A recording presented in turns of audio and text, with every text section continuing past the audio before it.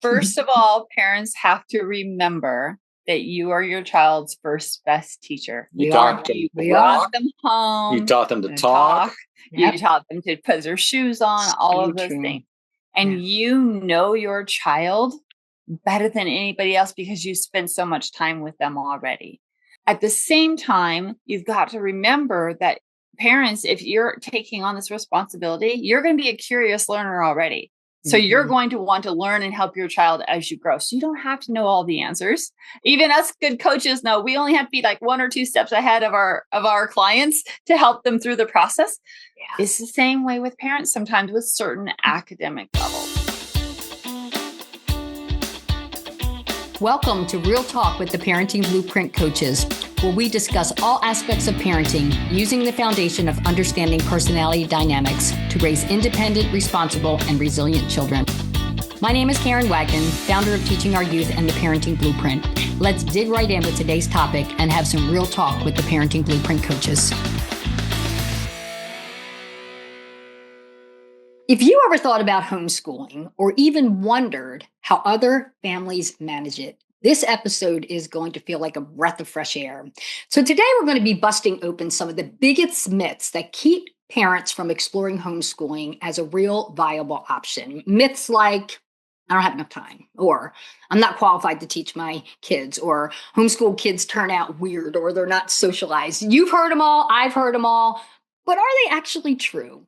Today, we're joined by Kristina and Herb Heagh-Avritt, founders of Vibrant Family Education. And these are two parents who are supporting other homeschool families through their journey. And they're here to help us understand, what does homeschooling really look like? What is it? And how is educating the whole child change everything in the family dynamic? So whether you're curious about switching or you just want a French perspective on how kids learn best, this conversation is going to give you confidence, clarity, and a whole new way to look at education. I am so excited to dive in. Kristina and Herb, welcome to today's episode. I'm so excited to explore this because I think I probably had some preconceived notions about homeschooling myself, but I am finding that there are so many more homeschooling organizations and support like you provide that is really allowing families to have the lifestyle and the values that they desire and the flexibility with their time and freedom and the way they want to educate their kids. So would you be willing to share a little bit about your story? I know, Kristina, you had mentioned that you had left the classroom, so you were an educator, to then go back and support homeschool families. So share a little bit about how that shift happened for you. Thank you, Karen, for having us. We are super excited to have this conversation with you and your audience because this is something, like you said, we're passionate about. And so how did I get into all of this? Well, I was a classroom teacher for 27 years. And near the end of my career, that big thing happened in the world and everybody saw education at a different light. Suddenly, parents were home with their kids and their kids were home and all these different things were happening and people were pulling their hair out. And while all that was happening, I had just transferred to our online school in our school district. So it wasn't one of those special classrooms that got dumped really quick. It was the actual online school for the medically fragile, for the behavior challenge, for the kids who are out at sports and can't attend class regularly. But I was helping to build a special program, the kindergarten through second grade program that was just coming online during that time as well. And so as I was there building this K-2 program, of course, for people like, there's no way kindergarten first and second graders can learn online. It just can't happen, right? And I was there like, yes, it can. And I will show you and we will work on it together. But the biggest thing about that, which really opened my eyes to supporting families around this topic, was that I was coaching the parents almost as much as I was teaching the kids during that time. Because of course, if you're in an online situation, the parents have to be more active. They have to be more proactive. And they're like, well, if the child can't visit the teacher that's online at the right time, how do I help them get through these lessons? So I was coaching them through all of these kinds of things, scheduling alternative lessons when their kids were like digging in their heels and saying, I don't want to do this like this anymore, kind of thing. So that was the biggest eye opener for me. And when I knew I couldn't be in the classroom anymore, then I knew that I could still help families in their home environment, help their kids really thrive. And in that school environment that she was working in, some of the kids and the way the parents worked that she coached, they actually stopped showing up to the class because they were on top of their lessons. They were getting everything done. They had other stuff to do. So their education like zipped through. They showed up to Kristina for special occasions and for like the mandatory stuff, but the education was being handled by the parents and that's what also kind of gave us the idea. And if we again go way back to when we started, it's like I was working full time. She was a teacher, and our kids started having problems in school. So even from the inside with a teacher and getting IEPs, our kids' problems weren't necessarily getting addressed. And through that, those same big three myth questions hit us at the same time. And we didn't end up homeschooling our kids. And one of our children has moved away from our family values and doesn't talk to us anymore. And so another big part of why we do this is to create stronger family bonds, is to create a better communication within the family so that the bad things that ended up happening to us don't happen to your family as well, because we're inside the education system and still we did a lot of things wrong. And since then, we found out how to do them a lot better. Well, I find that you're not alone in that situation, that a lot of things that bring us and many of the coaches that we highlight here on Real Talk is because we went through stuff ourselves and that we hit a situation that we wanted to solve or a problem we wanted to solve. And then in solving that, we realized that we're not the only ones. And how can we serve and support others? So as I've often said before, sometimes we need to make our mess our message. You know, we're able to do that, then we're able to bring others along and hopefully have it not be as complicated as it was while we were going through it, right? Because we worked through all of those challenges. And so when you are homeschooling, I know that there's always a shift in that family dynamic. Now, there are some homeschooling families that start out homeschooling, and then there are families that feel like maybe you did, that there were needs that were not being met in the classroom and that we need to make a change to do something different, whether it's online school or homeschooling. But how does that really shift that family dynamic when it comes to routines and connection and time management and all of those things? Because that can be one of our concerns, which is the first myth that we want to talk about, is that parents feel as though I don't have enough time to homeschool. So what is the truth behind that? The biggest trick behind that is to actually take a month off. And you'll say, what do you mean? My kids aren't going to learn for a month? It's like, no, what that means is that we specifically help guide families and really share with guide families is that you need to take that month off. And basically what we call is de-school. You take the school routine out of your family. You take the school dynamics, the sitting down in the classroom kind of mindset out of the family and just learn how to work and live and grow. Now, that doesn't mean the kids don't learn, because you still read with them. You still do activities. You still grow as a family during that time. But that month will so pay off later when you have completely de-schooled, taken the school stuff out, found the rhythm and routine that your family needs, looked at the sleeping structure of your kids, because that's the other part of this myth of I won't have enough time. Is that guess what? When your kids are relaxed, when they're getting enough sleep, when they're eating good, healthy, balanced foods, they are going to learn so much faster that you don't need near as much time as you think to educate your kids at home. All right. You put way too much into that, way too many other things. But I thought that was fascinating to not school for a month, like not do anything for a month. That would probably cause me anxiety. But see, why I need that month off too, though, right? Right. But that's just the first month. So one of the things is we're not actually creating school at home. Right. So what we're doing is we're teaching children how to learn, and we're teaching parents how to teach children how to learn. And that, and when you're doing that, the academics for the young kids is maybe half an hour a day. For high schoolers is maybe an hour and a half to 2 hours a day. So the academic aspect is way less than parents think it is. Probably less time per day than it takes you to get your kids ready and drive them to school and then pick them back up. So another thing is we work a lot with entrepreneurs. If an entrepreneurs have a really important thing in the morning and the kids have to go to school, there's a lot of hassle there.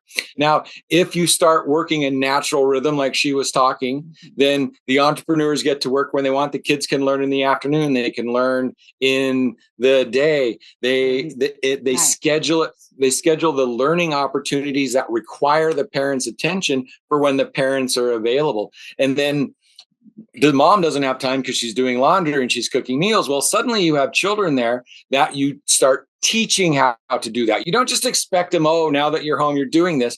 You start teaching them. And now you have family time with your kids and you're teaching them valuable skills, how to cook, how to put the household together. So the education that you don't have time for is a very short amount of time. But where you do have time for is all these other expansive learning opportunities that you're going to grow into your family. Wow. So the concern of not having enough time, because the time that you really need for the academic part of it, if we want to call it that, does allow you a lot more flexibility in your day than less flexibility. So could you just share an example of, of some of the families that you work with? What does a homeschool day look like? And I know it can be flexible based on the family, but could you just kind of map that out for our listeners as to what does that look like, So one example that we've had is that the family will get up in the morning and the first thing they do, of course, is relax into having breakfast together. Yeah. And so they get to start their day with a family conversation. They get to start their day with,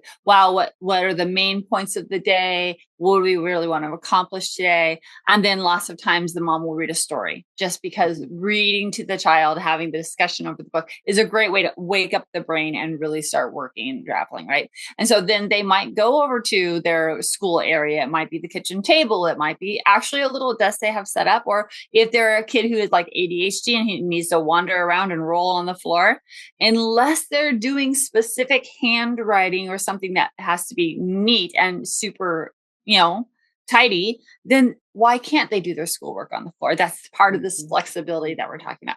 So then they do some academics, right? And then when the kids can't handle anymore, they get up, they take a break, they go have a snack, they go outside and play, they do whatever. They start doing some of those chores, some of those holistic things that we want to teach our children about taking care of themselves and the family. And then a little bit later, like, okay, well, let's go back into academics for a little while. So it's those kinds of schedules, that rhythm and flow, that really helps the homeschooling and the parents and the kids work together. And there's also boundaries and structure. So there's a lot of parents who work at home and, okay, for this amount of time and this amount of time, between this time, I have to be at work. I'm going to be in my office. The door is closed. These are your responsibilities at this time. And this is like, if you have older siblings, it's like this person is making sure that this happens. And so you can set aside these boundaries and times. And then outside of that, that's when you put that time away and you focus back on your family. So it's like you have specific times where you get your work done. Maybe that's also time. And if you have to be alone, that's your closet space. If it can be done in groups, you do your homework at the same time your kids are doing their homework, and it becomes a modeling behavior of getting your work done. This is how you get your work done. So, so these are a couple of ways that you structure that into your thing. You have mealtime, and so suddenly your kids are learning structure and responsibility around the youngest sets the table. At this age, they cook one part of the meal. At this part, kids love chopping and preparing, right? Yeah. So proper knife safety. You give little boys knives that they're not ready for yet, but make them be very careful. And they're going to hurt themselves a little bit. That's okay. But they're going to learn, and they are going to want to cook because they get to play with knives. It's like, it's so individualized to every family that they're not doing what we want. We're helping them figure out what they want and put it into a schedule that works for their life.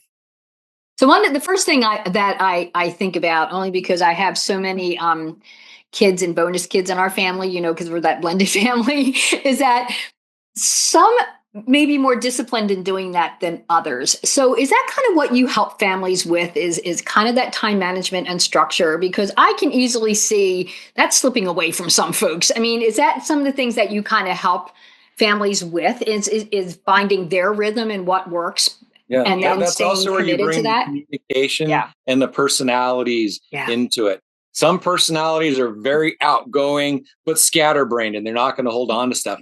Some personalities are very detail oriented and task oriented. And some, if you give them a bunch of tasks, they're going to run screaming because you can't force me to do stuff. It's like, it's all across the board. So part of getting the personality and the communication part into the home family environment is, okay, I know now this is my personality. This is how I operate. That's their personality. This is how we have to communicate to each other so that he sees, feel heard and understood, and I feel seen, heard and understood. And then we can move together towards tasks. Some it's like you can just tell them. If you give them too many choices, they're going to blank out. Some of them, you have to tell them what to do. Some of them, you have to give choices. And the kids are going to think, well, that's not fair. He gets a choice. How come I don't? And, that's where the communication differences, that's where all this personality stuff has to become, because you can't just say, life ain't fair, kid, get over it. And to answer your question. Well, you can. That's what happened to us. But to answer your question, yes, that is part of what we help families work with, especially at the very beginning. In the very beginning. Absolutely. Try this for a while. If it doesn't work, let's swap it out. And that's really the beauty of what we do too, is if something's not working, you can change it up pretty quick. A couple of days. Like, oh yeah, this was a mess in 3 days. Okay, we'll change it. Okay, this. What do we need to tweak on that? Right. Now let's adjust it. So it's infinitely adjustable inside of your own home. I love that. And it is very individualized. But again, once you find your family's rhythm, I guess then it just flows. And so that's a beautiful thing to be able to have, and to be able to incorporate, as you were saying, Herb, a lot of the life skills that sometimes when you're at school for 6 and 7 hours a day, we don't have the opportunity to include our kids when it comes to folding laundry or meal prep or unloading the dishwasher, all those things, because, they're in school for 6-7 hours, and then they have after school, extracurricular activities. And by the time they get home and eat their warmed up plate, which is what happened in our house, and then they got to do their homework. It's like, I had no time with them. You know what I mean? They were just people living in my house, and it was just keeping them going on their routines and trying to reduce that stress and keeping it, because they were committed to 6 hours in a classroom. Yeah, the average parent with a child in a public school spends about 17 hours a week with their child. Isn't it? Where the average homeschool child spends about 77 hours a week with their parent. Wow. That is huge. Well, let's tackle one of our next myths. And I have heard this a lot from one of my bonus daughters who wants to homeschool as well, is that I'm not qualified. I'm not qualified. I'm not a teacher, So what do parents need to understand here about that? Because I would probably think the same thing. Obviously, I wasn't a homeschool mom, but when I got my kids to a certain point and I'd been out of school for 30 years, like, can I really teach them some of these advanced things? So what are some of the resources, programs, communities that, parents can have access to when they get to that? For this one first? First of all, parents have to remember that you are your child's first best teacher. You brought them home. You taught them to talk. You taught them to put their shoes on, all of those things. And you know your child better than anybody else because you spend so much time with them already. So the things that like a teacher might trip up on because they don't know your child's personality. I mean, good, hard teachers are working really hard to get to know their kids. When you have 32 kids in a classroom, it just doesn't happen the way a parent would know, right? At the same time, you've got to remember that parents, if you're taking on this responsibility, you're going to be a curious learner already. So you're going to want to learn and help your child as you grow. So you don't have to know all the answers. Even us good coaches know we only have to be like 1 or 2 steps ahead of our clients to help them through the process. Yeah. It's the same way with parents sometimes with certain academic levels. I'll let you jump in here for a minute. Oh, and I've got 2 ways to come at this. So some people say, oh, I was bad at math in school, so how can I teach my kids math? I was bad at reading in school. How can I teach my kids reading? Okay. If you're bad at math to the point where you don't think you can teach your kids basic math, then you are living proof that the school system let you down, that the school system didn't work for you. Okay. Now, why do you think that it's going to work for your children? Children are born looking like their parents and they die looking like their decisions. So very much they are how we are. So if you are having a trouble talking or speaking, or there's something lacking that your kids are going to pick up on that, whether they know it or not. And they will probably exhibit a lot of the same kind of structural issues in school that you did. So if you don't feel qualified, that means the school system let you down. Yeah. And now the second part of that is you don't have to be the educator. You just have to be the person in charge of it. You can hire teachers, you can get pods, there's tutoring, there's specific online stuff. Right. There's a million people, there's a million different ways to do this. Yeah. You just have to be there making sure your kids are learning. And so that is just such a amazing, powerful tool right there as well. Yeah, I think I agree, Herb. There are so many more resources in this day and age, and maybe I'm just more aware of it because of having the internet and being able to understand what is available than maybe 30 years ago when I didn't know that we didn't have online classes or online curriculum. That just wasn't even a thing. And we have one kid, there's a little 9-year-old kid who's teaching his parents stuff. It's no longer about forcing the kid to sit down. The kid wants to learn about tractors. So every day is, Mom, look at this tractor. This isn't from this part of the world. It digs up potatoes. Hey, Mom, look at this tractor. It's from Oklahoma. It cuts corn. So she is getting an education. And all she has to do is not say, hey, quit bothering me. Right? Because the kid is excited to learn. You know, if they're excited about horses, they're going to pull that and they're just going to keep telling you. And what you do is you encourage that. Right. And pretty soon it's like education isn't something you do, it's something they do. And you just help guide them and keep them in a place where they're actually using it appropriately or to grow their lives. I would say that's part of being curious. You know, I had a curious one that had a lot of why questions, you know, and it used to really frustrate me because that's my lowest trait in my personality is all the data and details. And so I had to flip that instead of saying, I don't know, you know, but that is a great question. Why don't you go look that up and see if you can get some more information? I'd like to learn about that too. And just flip that. So we are learning together, where before it was just constant over and over the why kids, which are the cautious, curious kids. You know, they love the data, they love the information, and they love to learn. Yeah, Things that they want to learn about, right? So that kid wants to learn about tractors, but maybe not about other things, right? But if we can encourage that, there are probably a lot of other things they'll learn along the way, right? As they do that research and get more information.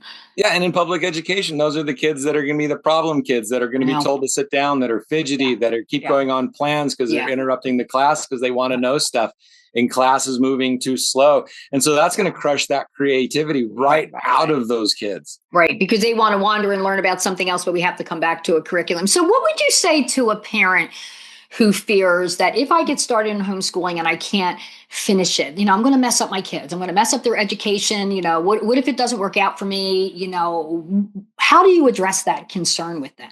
That is the beauty of where we are and how we help parents, because you have to think about it. If you take your child and work with them at home, they're going to learn things that maybe some other kids haven't learned. And we have this example after example that a family situation has changed. And so they had to put their kids back in school. Their kids thrived when they got back in the classroom, even maybe if they weren't at the exact academic level as the rest of the kids in class, just because they had the curiosity of learning still, just because they weren't afraid to ask questions, because they were encouraged to ask questions at home. Those teachers loved these kids as they came in because they're like, oh my goodness, they're bringing a different dynamic to the class discussions when we get to have them.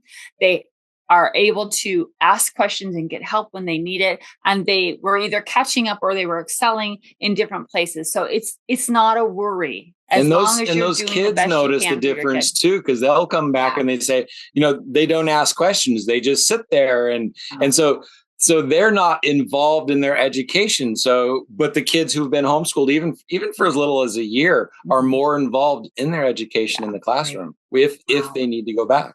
So it's a concern, but it's not a concern. It's one of those things that you work through it when you get there, whatever happens. And, you know, it also doesn't mean that every single family member has to be homeschooled. because we know our kids are so different. Yes. There might be a child that needs to be in school because of certain things that they need, right? And the other kids really, really want to stay home. And that's okay as long as it's been a family discussion. Yes. And there's family involvement and you know how you want to handle it. Yeah. If you have a super highly extroverted child, probably having them out in the homeschool or out in the public school might be, or some form of that would be better out of the house. Introverted kids can be a lot easier to work with at home. And then you push them into extracurricular activities to get that socialization. So I was going to say the same thing, just understanding the different personality dynamics. The outgoing kids are fast paced and they like keeping things going quickly, but they also like the engagement, where the more reserved kids I found, and even with my own, can get very overwhelmed in the classroom if there is disruptive behavior or curriculum's going too fast and then they're too shy to say anything, or, and that can be the downfall of that type of environment for them if they don't advocate. That's why I had to work with my kids on, is to speak up and advocate for themselves, because it wasn't easy and it wasn't natural for them because they were so shy and reserved. So I really kind of had to hold them accountable to getting answers. When they're younger and we have parent-teacher conferences, we can collaborate that. But once they get in the middle school, I got to start stepping back and having them step forward, because I'm not following you around for the rest of your life to, advocate for you. You're going to need to do that yourself. And some of them, took to it easier than others. Others were a little bit more reserved and took them a little longer. They got a little bit further behind before I wasn't stepping in. I just said, so have we done this and we done that? And what is the problem? And how can I support you with just doing it? Just do it. But that is definitely some truth. So let's tackle this third myth, which is something that I probably thought about 30 years ago, is that homeschool kids are going to turn out weird, and let's tackle this head on, that they're going to lack socialization. They turn out weird. So what is the reality? Because right now, today, I don't believe that anymore. But I think back in the day, there was something that just was a preconceived notion that homeschool kids were going to turn out weird. They weren't able to socialize. They were going to be just within their own families. They weren't going to venture out. I know that that's not true because I know a lot of homeschooling families, and they're amazing families and amazing kids. So how do you tackle that one? Like the reality of what you've experienced? And it's the question that this is like the first question in any homeschool family, right? You really? See them out at the store or whatever, and you say, well, why aren't your kids in school? It's like, oh, we homeschool. Well, aren't they going to be unsocialized? It's like, okay, they're standing here in the grocery store talking to you. Is that unsocialized, right? It's one of those things that, when a family decides to homeschool, they're not going to let their kids curl up in a ball and never talk to anybody. And the other part of that is you have to realize is that they get so many more and deeper experiences lots of times, because now as a family, you may be choosing to do community service. You may choose to take them to the food bank or to religious groups or whatever, and they're getting all of that same socialization there, right? And the other thing is that whenever you are in a public school area, most public schools are required to or allow homeschool families to join those after school sports and things like that. You just have to ask the question. But again, there's so many outside leagues now. There's the Christian sports league and the other sport league. And there's so many different sports leagues now that you don't have to rely on the public school per se. Right. So, I mean, it's a question that's just like, oh my goodness, really? Is that really what you're going to be concerned about whenever you know that these families are working for the betterment of their children? Yeah, and I talk about socialization from what kind of socialization do they get in school? Oh, so I know. From first to third grade, their socialization pretty much is, how do you sit still in a classroom? And then 5 minutes between classes, how do you walk in a line? How do you be quiet through lunch? How do you not run on a playground? That's the socialization they get. And then when they get into high school, it's like the most traumatic memories I have in my life happened in high school. And so is that the socialization you want? In a classroom with a teacher, and then 10 minutes of unmitigated chaos with hundreds of people who have no communication skills yet. And that is, and it's like, oh, you're just going to figure it out. That is the socialization skills. How about instead we work in a cooperative fashion? Let's say your child loves music. Okay. if they were in public school, their music class is going to consist in elementary education, probably of about 30 kids, maybe 15 who don't want to be there, a couple of problem kids who are poking and laughing, 3 or 4 who really want to do this and are trying, who aren't getting the attention they need. Now you go into, I'm homeschooling. I'm going to take my kid to this one at like 2:00 in the afternoon when there's no traffic. It's easy to get there. They're going to be working with 5 or 6 people who all want to be there, maybe more, maybe 10 of different ages, working towards a common goal. They're going to be able to talk to different people of different ages. My niece was in a dance group, and they did the Nutcracker. They worked with people of all ages. They had so many things, money lenders. That is the kind of socialization in a cooperative structure that you want, not whatever is happening in schools right now, where they get to be cats and dogs and whatever they want. And that is the weird people now. Okay. Weird now are the ones in public education, especially in big cities. Yeah. And this is something that I think has a lot of families considering. So I'm so glad that we're bringing this topic out to be able to talk about what the myths are and what the reality is, because there are a lot of families. And now this had happened back when my kids were in school. It was just poor classroom management at the time, which was inhibiting my kid to be able to focus when there was just a lot of distractions. And I can tell you now, it's probably 100 times worse than it was, and I'm going to say 20 years ago. It really is. Kids are coming to school and they're dysregulated. There's so much time spent on classroom management. How much time is really spent on learning? The teacher can't get a lesson, all those things, which is why there are so many parents wanting to find another option or alternative, because they don't feel as though their kid is getting a quality education in their school. And I'm not saying, I don't want to get any nasty grams out of this. I'm not saying this is everywhere, but I know that there are some families that are struggling now. The content that's being taught that they don't feel is appropriate for their children, or the ages of their children, is not something they want to participate in. They want more control over that. And they also just want a calmer, quieter environment where their kids aren't picking up behaviors or mannerisms or learning things that are not quite what the parents want to be able to have them exposed to at this time, right? And there's going to be a time for everything in which the parents have more control and authority to be able to teach things in the way they want to teach it. If I can say it that way, and parents, you probably all know what I'm talking about. You just want to preserve the childhood of your kids as long as we can before we start exposing them things. And honestly, with the homeschool families that I've met, that myth got totally put aside for me, because I did see that they were confident, they were independent. And, there, back where I was in Michigan, we had a middle college program where there were parents that would educate their kids at home to 8th grade. And then they went to the middle college and was able to start and get an associate's degree when they graduated, because they were mature enough. Because they were independent with their learning already, that they could walk into that environment, but they were already prepared. Where there are so many kids coming out of college and I'm out of high school, and I'm saying this now because this is what I know to be true, that are taking remedial classes because they didn't learn in high school. Correct. Yeah. They didn't learn it. So now they got to go to remedial classes to even get caught up to, and that's not necessarily what we're seeing with coming out of homeschool kids. Yeah. Another thing that we're seeing with homeschool kids, one, colleges are heavily recruiting them because they can do their laundry and they're responsible and they're more than likely to graduate and they can get stuff done. Yeah. But also we have a lot of homeschool kids that aren't necessarily going to college unless they need something very specific. Yeah. Because one of the things, and the entrepreneurs that are listening to this will understand, is an entrepreneurial style of learning works really great for kids too. You teach them something for 30 to 60 months or 30 to 60 days, 3 months to half a year.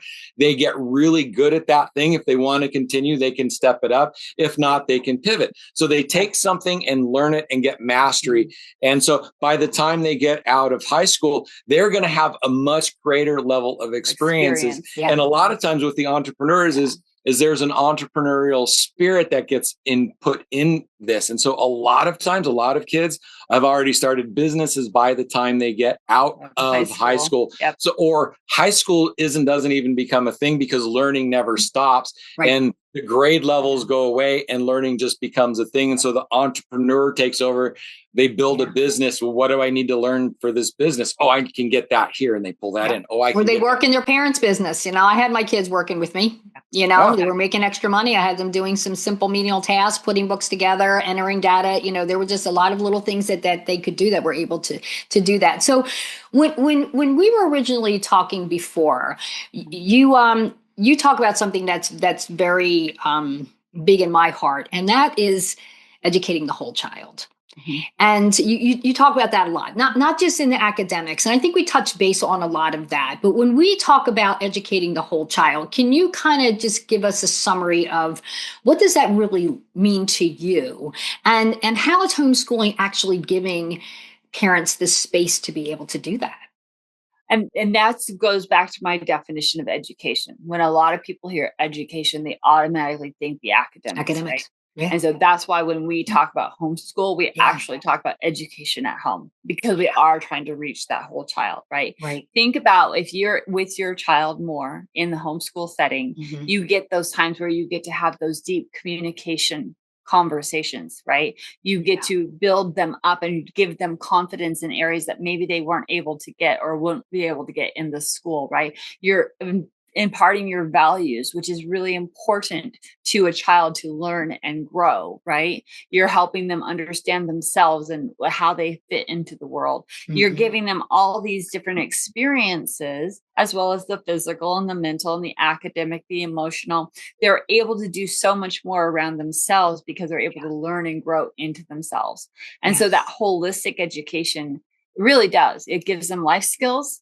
It helps them know who they are, where they want to go, and so much more that is unfortunately kind of being pulled apart when they're in the public school because of all the busyness, all of the distraction. Yeah. I think the biggest thing that popped in my head right now is that you're, as a family, able to actually slow down a little bit. And make sure that child is supported in lots of different ways than the busyness that so many of our families think they have to be in. Oh, we have to be in 3 different sports and we have all these different things to do. It's like, but a lot of what our if you parents, don't? a lot of our parents, we actually have to slow them down, take them out of stuff. It's like you're doing too much. It's like you need to bring the safety and the calm back into the household. So it's like we need to tone down some of the activities. So one of the biggest and most powerful stories that I've had with one of my families is that, the mom had 5 kids in school, and unfortunately 3 of them were being bullied almost every single day. The 3rd grader was there. She couldn't read at grade level. She was hating school every single day. She was in tears. And the mom is finally like, I can't do this anymore. And after we had our conversation, she's like, okay, I'm going to give this homeschooling thing a try. Within 2 months, the little girl's nervous system was calm. She wanted to read. She wanted to learn. And within 3 months, she was caught up to grade level at reading because she was able to be calm and focused and knew she was safe. So think about that if that's happening with your child. That's a great testimony, Kristina. That is a great testimony. And I see the same thing when we talk about the mental health challenges that some of our kids are experiencing. Some of that is caused by the anxiety of going into an environment where they do not feel safe. And it's not the teachers. It's not the teachers. It's the environment. And it is the bullying. It is the social aspect of how kids treat each other. And I'm not saying that there wasn't bullying when I went to school, but you know what? I left school and that's where it stayed. But it doesn't now. You know what I mean? It doesn't. It creeps in. The bullying stays in school, but you carry it with you. I'm 55. I still deal with some of the stuff. I still react in ways because of things that happened when I was in high school. Yeah. So if you can, and that's another part of this whole thing is you teach your children about this and you teach them how to release that trauma when it happens instead of carrying it with them for 40 years. Yeah. So then maybe they won't be quite as hurt as we were, as we are. Therapy appointments when they get older. Now, it doesn't mean that they're not going to have challenges. It doesn't mean they're not going to be hurt. We all do. But That's our journey in but life. if we're Yeah. teaching and we're modeling these behaviors, then they will get the tools earlier in life to deal with it earlier in life, and maybe not have it be quite so impactful. Turn trauma into learning opportunities. And that's, one of the things that we focus on, obviously, with teaching our youth, which is, me working with the educators and then working with the parents for the parenting blueprint, is the understanding to give that space for the different personality differences. And it's not right or wrong, it is different. And to value and appreciate those differences and the diversity that brings. And that each one of those personalities will have different learning styles. They learn in different ways. And that's, again, not right or wrong, it's just different. And that each of the kids have emotional needs. And it can be challenging for a teacher to try and be able to do that. I always say you don't need to understand 30 kids. You need to understand the 4 personality styles. If you can understand the 4 personality styles, you will probably be able to teach 80% of the kids. And then you're going to have your kids that are the higher tiers that are going to need more additional support. But right now, if that's not the case, it's like almost every kid needs an IEP. And I don't think that's necessarily true for everybody. I don't want to, carte blanche and get nasty grams on that either. But when we're juggling and spinning all the plates of all the distractions happening in the classroom, how can teachers deliver a lesson that truly will be specific to that child's learning style? And also as teachers, and I see this all the time, and it's so powerful when we share our content of what we do with our differentiated instruction, is we tend to teach how we learn. And then we have a child who learns differently than we teach, or than the way I even learn. And now I'm frustrated because I need to figure out how their learning style is and tailor that. And that's something that you have more of an opportunity to do, to focus on that type of connection and the curiosity, and be able to, I want to say, expand on more of a rigorous academic expectation, because you can connect with them and streamline them to where they want to go, because you're actually able to do this. So I started laughing. Two things. Everybody should have an IEP, because if you're the parent, every child is an individual. They should all have their individualized. They are, exactly. But we got 30 kids in a classroom. That is difficult to do. When you are able to be home, you can tailor that, because like you said earlier, Kristina, your kid. You were the first teacher, like I know Kyle wanted to be in charge and in control. And Eric, I knew I had to teach in acts, smaller portions, because he would just get distracted. And Anna was always questioning and unsure. So I needed to give her step by step by step. I couldn't give her something and say to figure it out. I'd say, what do you think we need to do first? Well, let's do this and then show me what you got. And let's do this and show me what you got. Like it wasn't a one size fits all approach. But when you have that opportunity, because you are guiding them, that's just really powerful. So for families who are curious, but scared, what's the first step you want to tell them to take?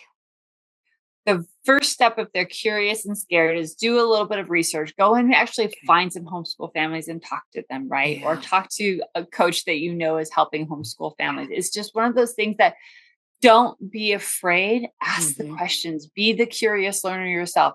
And don't be bullied into thinking that is overwhelming, because just like everything we do, one mini step at a time, you learn a little bit and then you move forward. And you learn a little bit and you move forward. Don't ask a teacher. Do not ask a public education teacher. They are programmed to say that's a bad idea, that you have to be educated, that you're not smart enough. They're going to reinforce every single one of your fears. They are programmed to do that. Yes. I can easily see that happening. So just go out and network with the people who are actually doing it. Right. And find out how they first got started. So, as we wrapped up this conversation, and this was fascinating, I learned so much. I have a bonus daughter who is doing some homeschooling. She had her 2 boys. One is now in middle school, and she did allow him to go to school. The other one, she is homeschooling, and I know she was just so nervous about taking that commitment, but she's getting it done and asking the questions and learning. And so I just want to, think about this. Homeschooling isn't about being perfect. You know, and you don't have to have endless time. You don't need to have a teaching degree. You don't need to necessarily have the right personality, but it's being willing, really, I think, to just show up for your kid in a way that fits your family values. You talked about that, the rhythm of the family and the needs. And Kristina, what you and Herb shared today was so important that, like you said, you don't need to have it all figured out to begin, right? You don't need to know every answer. You just need to be curious enough, be willing to explore, and have the courage to rethink, what would this look like for my kids? And I'm just so happy that we had an opportunity to kind of dispel some of these myths and let families know that there is a way. If this is something that has been tugging at your heart, if this just opened the door just a little bit for you by listening to this episode, I want to give you permission to take the next step.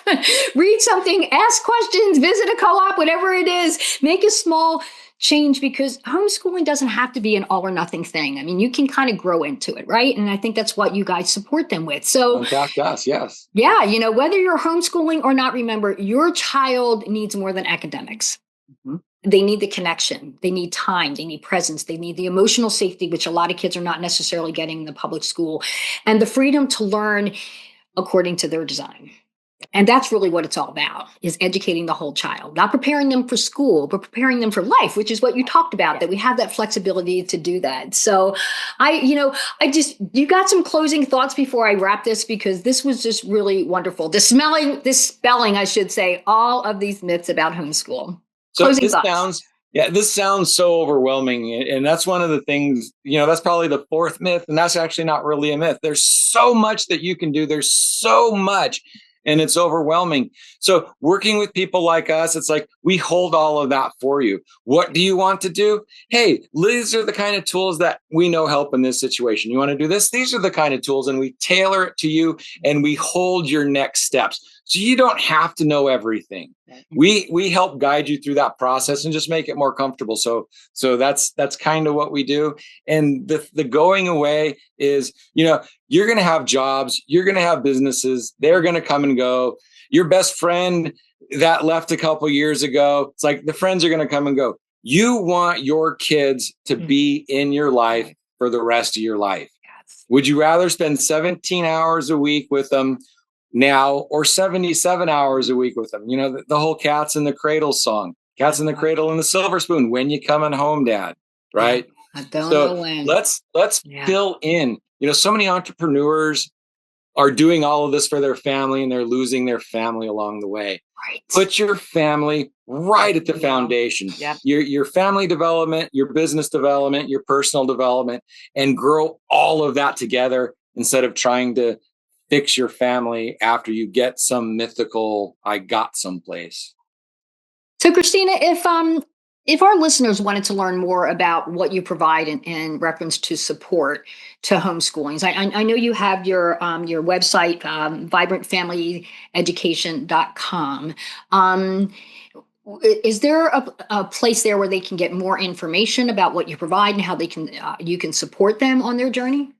Absolutely. So please go to vibrantfamilyeducation.com. Right at the very top is our PDF called Education at Home in 10 Simple Steps. It helps you answer some of these questions. It helps you think about what might be the next step I need to know to continue this journey. And then, of course, if you dig deeper into the website, our podcast, Bringing Education Home, is there, where we talk about a lot of things. And I have courses there as well. But grab that lead magnet, grab that thing at the front page that says 10 Simple Steps at Education at Home, because that's really going to help you kind of ask some questions and think about what you need next. Wonderful. That gives some of our listeners an opportunity to kind of learn a little bit more. So take what you heard today, sit with it, explore it, and trust that you really are capable of giving your child incredible educational experiences, however you choose to create that. So I want to thank you for joining us for today's episode. Thank you for listening. Thank you for being here. And as always,